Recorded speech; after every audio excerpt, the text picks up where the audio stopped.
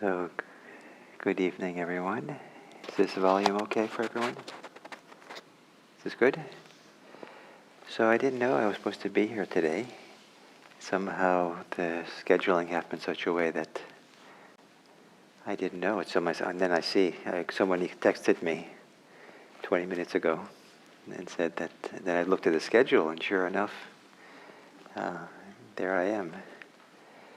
So I'm happy to be here, but I think that we're going to have to do this together. I don't have a talk to give. Not anything that maybe you want to hear. So at the moment, there's a few things we could do. One is you could just the classic thing is you could ask questions.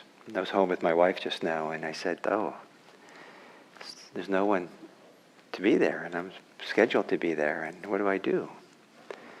And she said, "Well, you can just go do questions." And then I said, "Okay, I'll go." And so we could do that, or I could ask you questions, but that might be scary. So what would you like to do? Yeah. Or you have other options, but those are the two I can think of.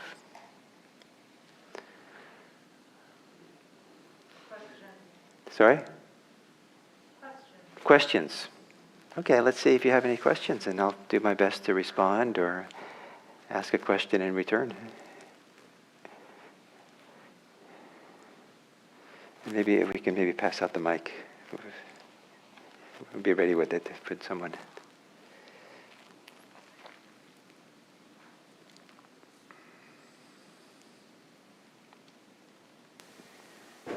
Test, is it on?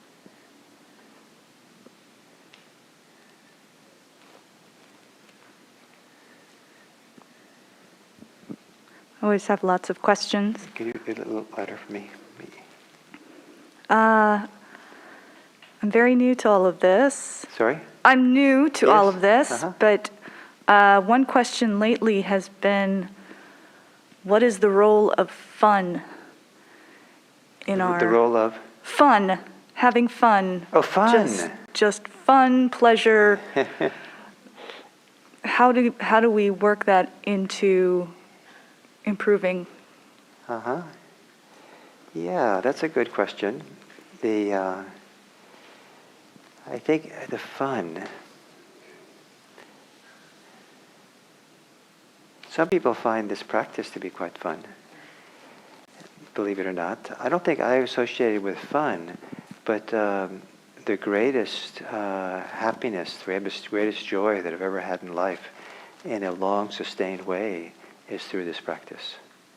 I've been on retreat for months, and it was kind of like nonstop joy, just kind of ecstasy. So was that fun? I don't know if that's exactly fun, but it was kind of unsurpassable kind of joy that was wonderful. So that can happen that way. This morning I had a conversation with someone about grief in this practice. In Buddhism, is there a place for grief? Because it's in the ancient texts, it seems like there's no real place for grief. Grief is something to overcome. And there's no mention of fun. There's a little bit of mention of play, but there's no mention of fun either. And so does that mean that this is like a really flat tradition, and the only thing you're allowed to do is sit and close your eyes and be quiet, and just deal with it? Or is there fun? Is there grief? What are the range of things a human person can do? And now I'm speaking for myself rather than for Buddhism, is that I'm not that interested. I'm not looking to Buddhism to tell me how I'm supposed to be. I'm looking at Buddhism to inspire me to look deeply at what is happening to me. So if I have having fun, I don't have any idea that Buddhists should have fun or should not have fun. I'm just having fun.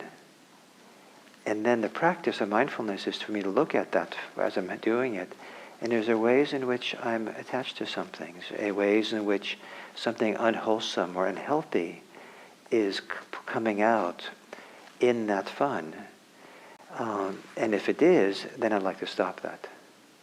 But if it's not, then I'd like to keep doing it. I don't see any reason not to. Fun is fun. So the same thing with grief. If I feel grief, I don't really care whether the ancient tradition has no room for grief. It's just supposed to really matter, just overcome it and not have it. And it's a complicated question what the ancient tradition really says and what it means, and scholars are looking into this, try to tease apart, because we're talking about a language that no one speaks anymore from 2,500 years ago, and to understand exactly where these kind of crucial questions are played out is a topic. But I'm not so interested, even with grief or anger or anything, to judge it automatically as I should or shouldn't be that way. If I'm having it, then it's real. And if it's real, I want to see it. I want to know it more deeply. I want to see what's going on. And I want to see if there's something unwholesome, unhealthy in the way that I'm engaged in it. Am I attached? Am I clinging to something? And if I'm clinging to something, then for me it is, I'd rather not. But if I'm not clinging, whether it's fun or grief or whatever it might be, if I'm not causing any harm to myself or others, then I'm fine with it. So that's not answering your question directly, but it's offering you a Buddhist principle, which is be mindful when you're having fun and see what it's like, see what's going on. So it's probably not a satisfying answer, but if you want to ask again, or maybe you want to say why you're asking.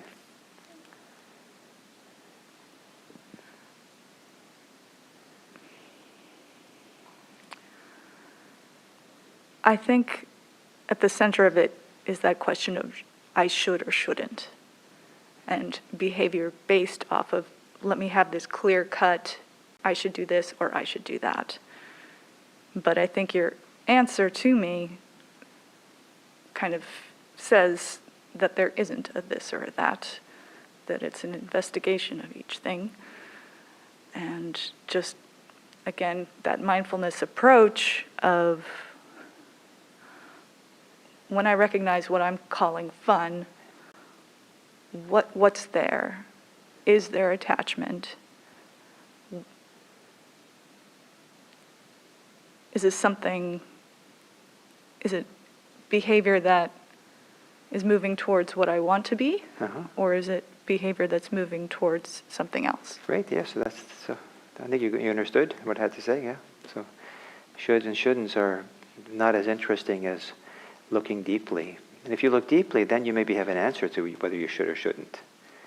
If you see that it's causing harm to you, maybe then you shouldn't do it. Or if it's causing harm to others, maybe you shouldn't do it. But you don't start with that premise. You start with investigation. Great. Thank you.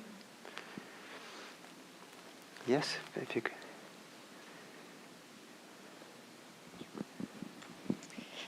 Hi. And if you could say your name, I'd love to know. Sure. I'm Teresa. Teresa. Triva. Teresa. Like Mother Teresa. Yeah. It's hard with the masks and everything, and my hearing is not so good. So if you could turn it up a little bit, because my hearing is a little hard. I also went swimming that evening, and so I think there's a little bit of water in there. So I've been on a journey. So I have been meditating for maybe 3 years now. But still, and I noticed there's been like phases in my psychology, and kind of observing myself and seeing how I react to things. And anyway, I'm still kind of going through phases. And I was kind of curious, since you're taking questions. In your journey, in this practice of mindfulness, have you kind of been through a similar journey of like the evolution of your psyche. Like going from like right now I'm observing my tendencies, and then now I'm like watching myself in action and trying to observe those actions.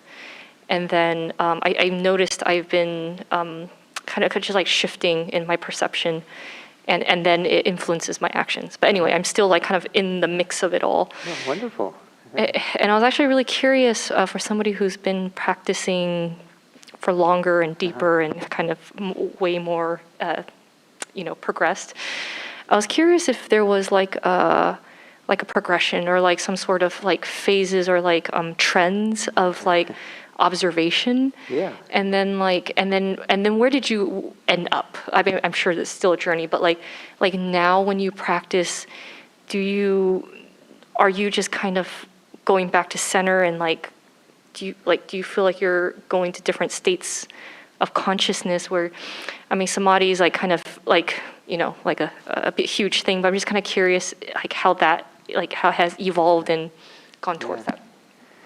Wonderful, yeah. So I love very much the metaphor of the journeys, of journeying, the unfolding, the evolution of practice, and I find that the stories that people tell or the teachings that kind of lay out an arc of practice, inspiring to me. And yes, I've had all kinds of journeys, arcs, phases in my practice. I probably wouldn't have worded it the way you worded yours, but it's always going to be personal. So I was delighted to hear the things that you were mentioning, and so what I can affirm for you is yes, there are phases, and what you described are good phases to go through. And there's a lot more. There's some more that are more classic for Buddhism, and some which are very personal, aren't really part of. I wouldn't say they're not part of Buddhism, but they're not really classically discussed or something. But one of the interesting things to the shifts over time that makes an interesting study is how does your interests shift over time? How do your perceptions shift over time? How does what you tend to notice in yourself and the environment shift over time? How does your motivation shift over time?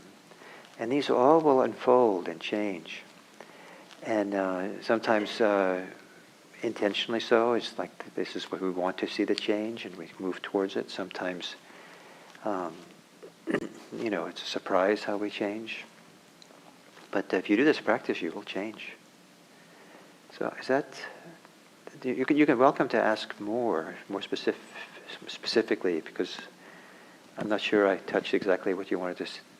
Yeah, I guess I was curious if there were like what are the arcs? And I guess we don't have to sit here listening to like the whole scripture, but like, was there like very striking, like clear, like where did it take you on your journey, and how did that help you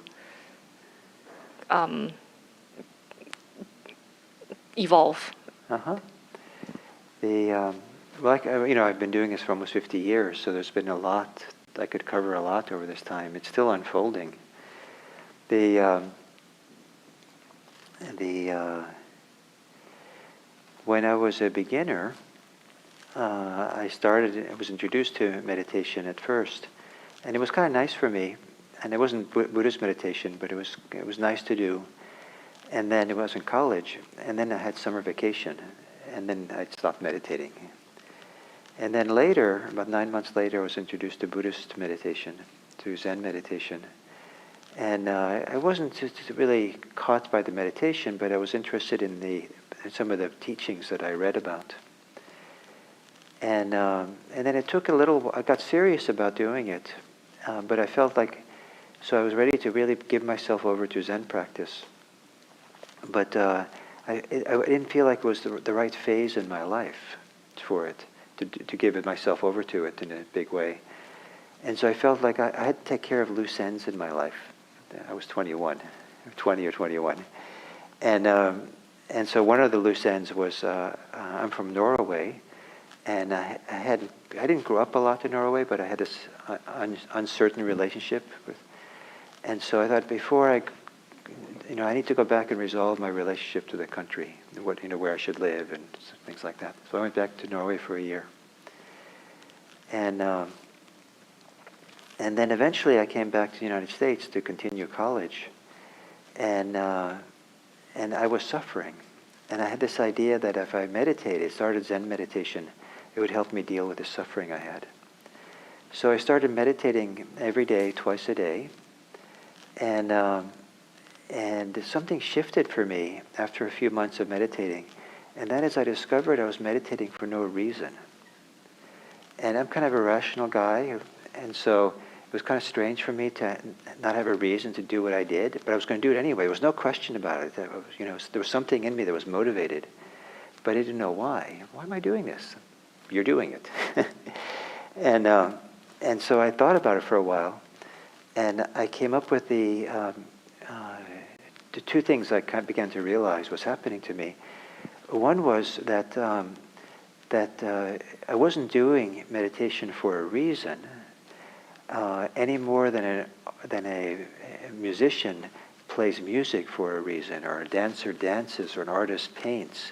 It's a kind of an expression in the moment, and it's not so much to get through the music as fast as you can. It's to express something in the music or the dance, something. So I thought, I'm not doing it for a reason, but it's a form of. It was the fullest kind of self-expression I discovered, I knew. And that was so meaningful for me.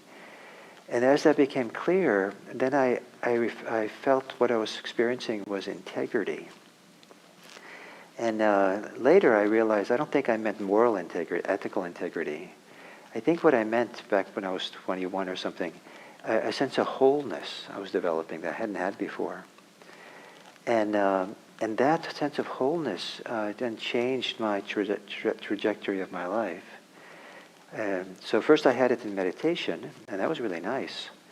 And then I discovered that, then I had this question, well, Gil, the line between meditation and daily life is an arbitrary line. Why do you only be this way in meditation? So I said, I want to be able to do this integrity thing in the rest of my life as well. And so that's the reason I moved to live at a Buddhist center. And so I lived there. I lived at the San Francisco Zen Center for number of years. And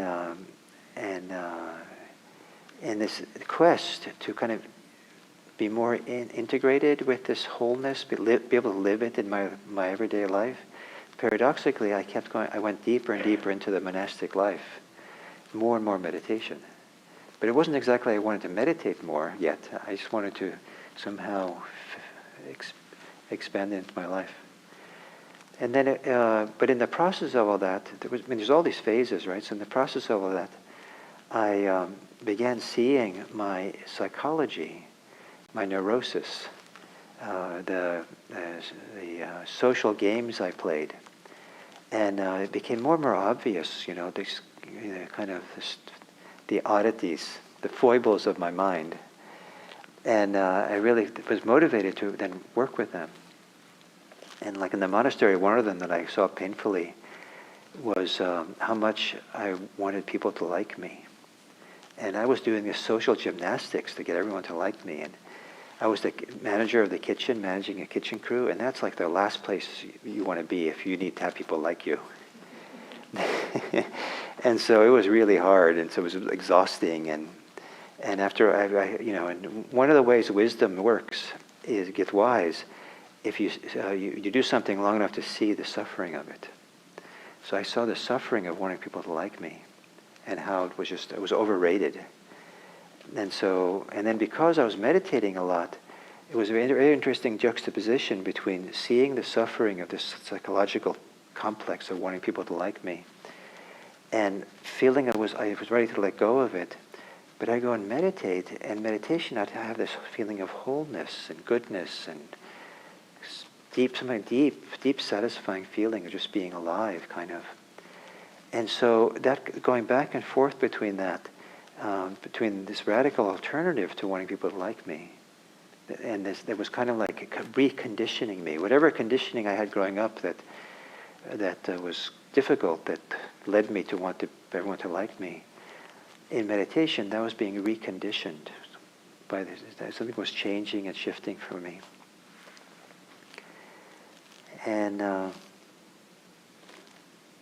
anyway, so I know that I could go on all night for 50 years and tell you, but that's what comes to mind, the kind of beginning years of the thing. So, is that relatable for you? Yes, very much. Thank you so much. But it's definitely a good journey. It's definitely a wonderful thing to go through the phases and yeah, it's one of the greatest things in my life is to have doing this practice, and where it's taken me and brought me, and the things I've discovered and got to see, and it's been the greatest thing. Thank you.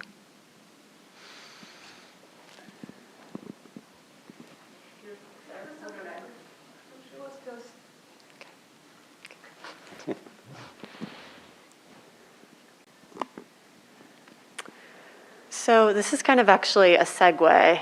I think that will move on from Teresa's question. I actually happened to be listening to a Dharma talk that Norman Fisher gave at Green Gulch today while I was walking my dog. And he started talking about you. Oh.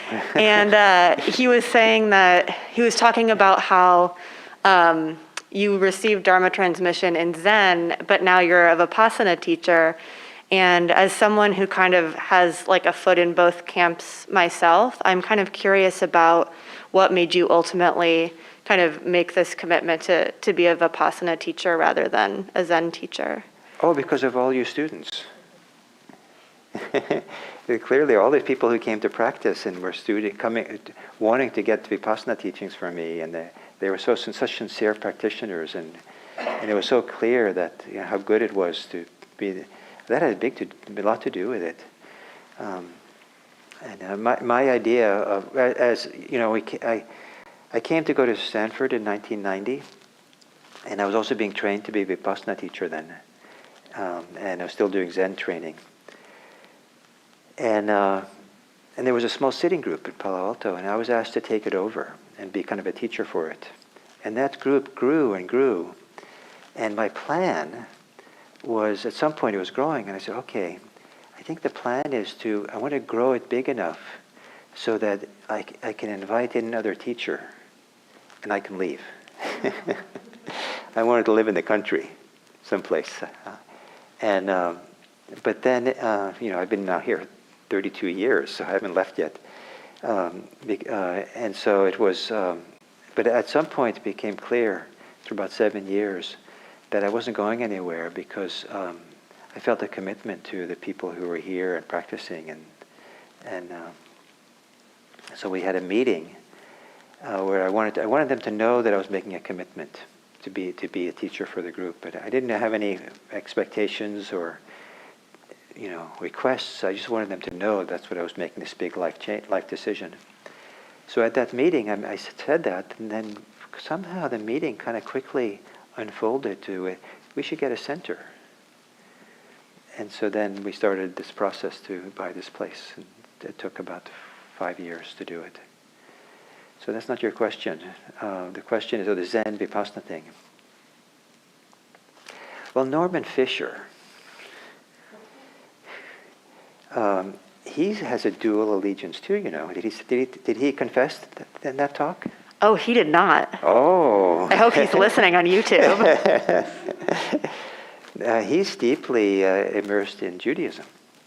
And I don't know exactly what his connection to Judaism, but I think he's very deeply connected in his heart. And his best friend until he died was a rabbi. And so this idea of being in two traditions there's lots of room for that in Buddhism. So to be more specific to your question, I never made in the early years of doing this, I didn't make a definitive decision I loved Zen. I really had no trouble with it. I felt very at home in it. I was ordained as a Zen priest. it worked really well for me. But then we had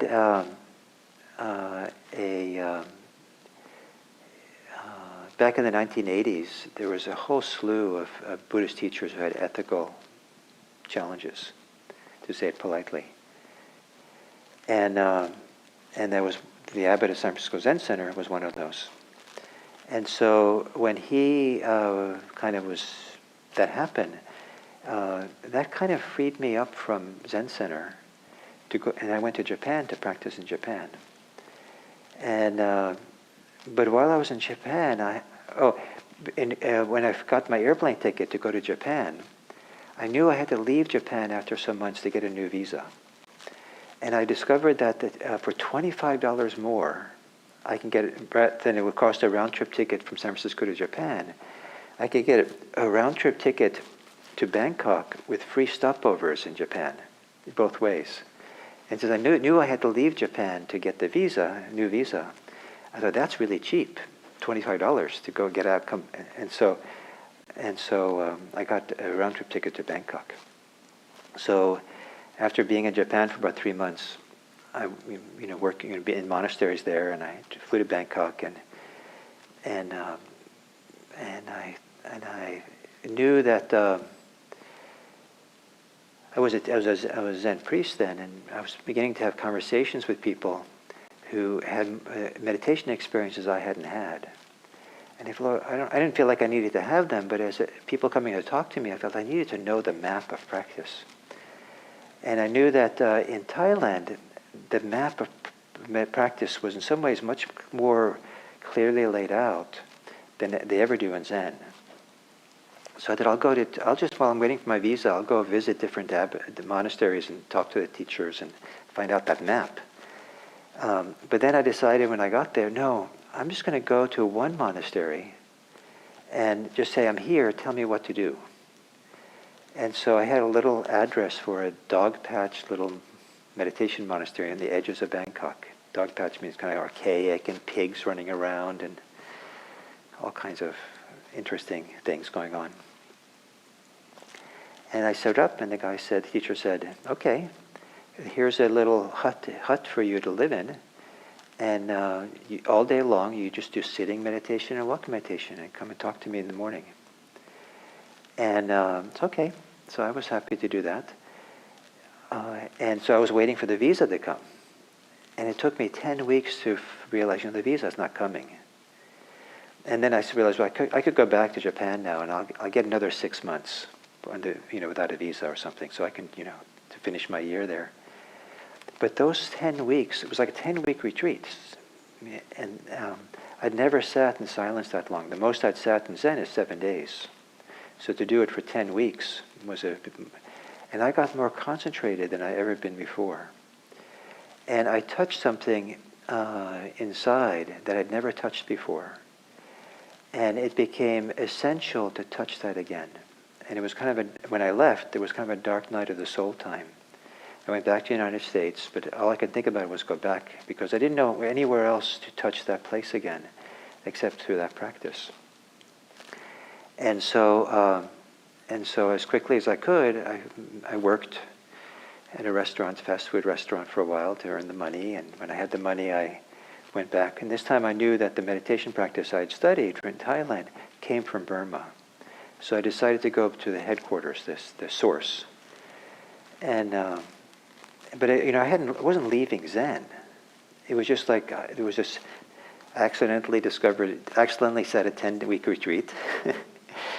It made an impression on me that changed me. I had no choice but to continue with it. So I did, and next retreat was 8 months long. And that made a huge impact on me. It was a life-changing event for me. And then I came back to Zen Center. And actually, I didn't come back. What happened was, in those 8 months, I hope I'm not boring you. Is it okay? Just stories like this? So at San Francisco Zen Center is where I practiced. But when I was on that 8-month retreat, I got really, really quiet and deep and still. It was really, and then I would still have these little thoughts. And I had thoughts about Zen Center and positions in Zen Center and advancement in Zen Center and this teacher at Zen Center. And, it was all these Zen Center intrigue kind of thoughts. And I said, Gil, what in the world, how did in the world did a Zen Center get into the depth of your psyche?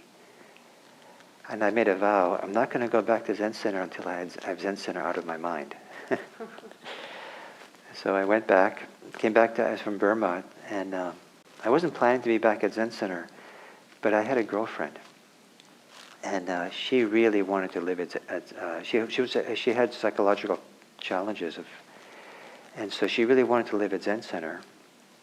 And so I went back to Zen Center to live with her. And then I stayed for another year and a half, and then I was ready to go back and continue with the Vipassana practice. And so I went to the 3-month retreat at IMS. But by that time, they wanted me to be a Shuso, the head monk at Tassajara. It's kind of like a rite of passage for just in the cusp of being a Zen teacher. And I didn't have anything going. I wasn't like I had a career, or it wasn't like I had ambitions. I just wanted to practice. And so I was delighted to go back and be this head monk. And then it felt enough. I'd done 10 years of intensive practice, monastic practice. So then I thought, I need to figure out, it doesn't make sense to go back to Zen Center. It makes sense now to find, but what am I going to do? I'm a Zen priest. I'm dedicated to the Dharma. That's what I want my life to be about. And how am I going to make a living, or what am I going to do? And so I decided I would get a master's in religious studies, specializing in Buddhism, so that I could teach in a community college, like an intro class to Buddhism. So I went to get a master's. And while I was there, Jack Kornfield called me up. And I hardly knew him. I'd met him once. I talked to him on the phone once. And he invited me into his teacher training. And then I had this very strange, can't hear? This is, this said that my life came together. It's like, wow. So of course I said yes. I mean, who wouldn't say yes to that, to study with Jack, to be a teacher like that? I wasn't really thinking so much that I would be a teacher, maybe. I don't know what I was thinking, but I just this is right. And then I came back to the Bay Area and was living at Zen Center and studying with Jack. And so it was like I was always in and out. It wasn't like I chose one or the other. And then I started studying to get Dharma transmission from Mel Weitzman, my Zen teacher. And he knew I was being trained to be a Vipassana teacher. And then at some point I got this it's called Dharma transmission, authorization to be a Zen teacher. But usually the understanding is when you get this Dharma transmission in Zen, you're kind of responsible to pass the lineage on to the next person, like pass it down. But Mel gave me Dharma transmission, and he said to me, because I'm giving this to you with no expectation. You have this other path that I trust you, I trust what you're doing, and you do what you see is fit. And then so I wasn't living at Zen Center anymore, and being outside of Zen Center, they didn't really invite me back to teach much. I had something to do with them, but the Vipassana world invited me to do a lot of teaching. And so I entered into it. And I studied it a lot and studied the teachings, the early teachings of the Buddha. And I felt a strong affinity to it. And right now, I feel a strong affinity to these early teachings more than I do to the Zen teachings. And so what I say what I said to myself or say to people is that in a kind of way, Zen is my religion and Theravada or Vipassana is my practice. There's that kind of difference. However, I'm not very interested in religion. I'm interested in the practice, and this is the practice tradition. I'm really practicing it now. But I love Zen. I'm very grateful for it, and I stay connected to San Francisco Zen Center, and my gratitude for Zen Center is really great. So I have this commitment. If they ask me for something, I say yes. I try to say yes. So does that tell you kind of the convoluted story of my connection between the two? Yeah, I've been so curious. So that was really interesting and super nosy. So this is very satisfying. Thank you.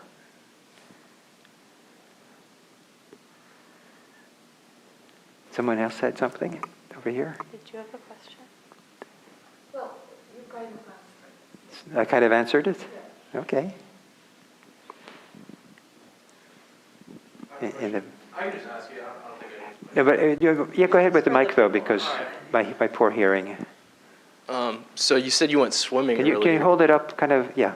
You said you went swimming earlier. Yeah. What's your relationship and connection to swimming and meditation? What do you see in the overlaps of those? Oh. I know there's people who are swimmers who feel like that's what they do. They meditate, they get concentrated, they get absorbed, and just really right there with the swimming. I'm not a swimmer like that. I just swim because I enjoy swimming and I like the exercise. And I have, a year and a half ago, I got cataract surgery. And so now I can, for the first time in like 50 years or more, I can see when I'm in the water because I don't need without glasses, and it's so wonderful to swim now in this lake up here that outdoors in a lake, and I just like look around at the trees, and they have green herons sometimes there, and they have ducks, and I swim. Sometimes it depends how I swim. If I'm crawling, I look around. It's so nice. And then I do the breast. Then I do when I do breaststroke, I look around. When I crawl, I don't look. So I just swim. And with this mindfulness practice that I do, it's kind of, I've done it so long that it's second nature for me. So no matter what I'm doing, I'm being attentive to what's happening with me. But I'm not using swimming as a means of concentration or getting quiet. Those are all great states. But the primary thing I'm interested in these days in terms of phases, I've had so many wonderful states of mind and concentration states and all kinds of things, and they're great. But that's not the point. The point is not to suffer. It's to have some feeling of freedom. It's to be able to kind of have that freedom as a current, as a thread that goes through everything we do. And so I'm swimming, and one of the primary practices I do, whatever I'm doing, including swimming, it could be summarized by a simple question. Am I suffering? And if I am, then I stop and take a good look at that. Then I practice with that. But if I'm not suffering, if I'm having fun, I'll just continue doing what I'm doing. And I think swimming is fun. How's that answer for you? I mean, every answer so far has been amazing, so I can't complain. Great. So maybe if we have maybe time for one more question, if anyone would like to ask or comment or.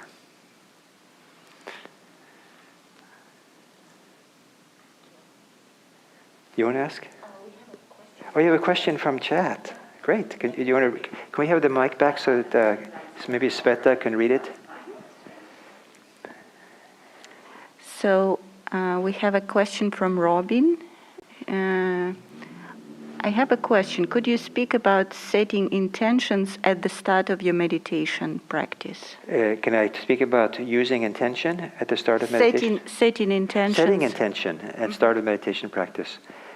Yeah, it's some people. I've done it, and it's some people find it tremendously helpful to be conscious about the intentions that you live by. One of the ways I've understood, one of the things I learned from Zen practice is that to be investigating, considering what is my deepest intentions. And it was 1 year that, anyway, what's the deepest intention you want to live your life by? Don't take your life for granted. kind of reflect on what's the deepest heart wish or the deepest thing that you want to do, and so this deep intention. And so to live that intentionally, maybe why not follow your deepest intention? Are you scared? Do you have some kind of ambition or greed for something else? But what about your deepest intention? I think it's one of the greatest resources we have. And I trust it very much. I keep asking the question, what is in there? Is there something deeper than that? Is something deeper than that? And I spent a whole year asking that question every day. And it was phenomenally useful to do that. And there were phases that I went through, asking that question every day. And so as we get in touch with some intentions that are important for us, then it's interesting at the beginning of meditation to remind oneself of that intention, and then maybe make that the context for why you're practicing. So, or it could be the deepest intention is, the way to reach it is through becoming more concentrated or becoming more mindful or more clear. And so to set an intention at the beginning of a meditation is a little bit like setting a direction for yourself. But there's many ways of doing it, but the way that I found it most useful is to set the intention at the beginning and then don't think about it again. And it works a little bit like it sets the mood, sets the kind of general container for what we're doing. And so it's kind of like, rather than going along merrily and the whatever motivations you were living your day by, and there's a much bigger shift then to really be here intentionally to practice. But also it works a little bit like some people have the experience of going to sleep at night and saying to themselves, I'm going to wake up at 5 a.m. and without an alarm clock, and boom, at 5 a.m. they wake up. And so there's something about setting an intention going to sleep. The intention kind of can survive and live and be expressed somehow in the subconscious, that kind of offline because we're sleeping. So sometimes setting an intention in meditation can be the same thing. You set the direction, the course you're going, and then you don't think about it anymore, trusting that something has been set in place in the deep conscious parts of the mind.